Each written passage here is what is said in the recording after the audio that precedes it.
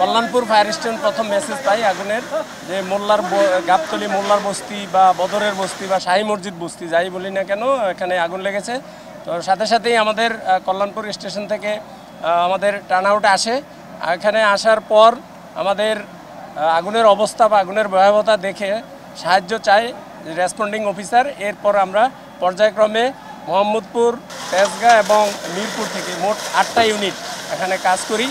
তো আপনারা দেখতে পেয়েছেন বস্তির এই অবস্থা, চারিদিকে যেভাবে টিন শেড বিল্ডিং, এবং উত্তর সাইডে দেখবেন বিশেষ করে বস্তিরই একটা বিশাল অংশ। এবং আমাদের লোকজন আসার পর কাজ শুরু করে এবং চারিদিক থেকে আমরা অ্যাটাক করি আগুনকে।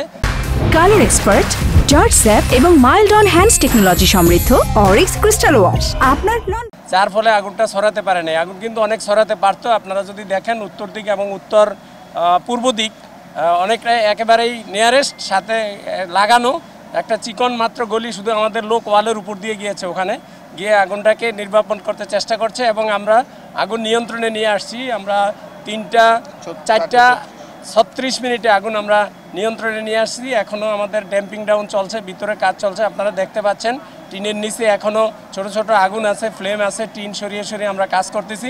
কাজ করতে আমাদের সময় লাগবে। আর এখনও পর্যন্ত আমরা আহত বা নিহতের কোনো মেসেজ পাই নাই। আমাদের কাজ চলছে, কাজ শেষে আমরা আসলে সার্চ করলে বলতে পারবো যে আরও কোনো আহত নিহত বা অন্য কোনো সমস্যা আছে কিনা।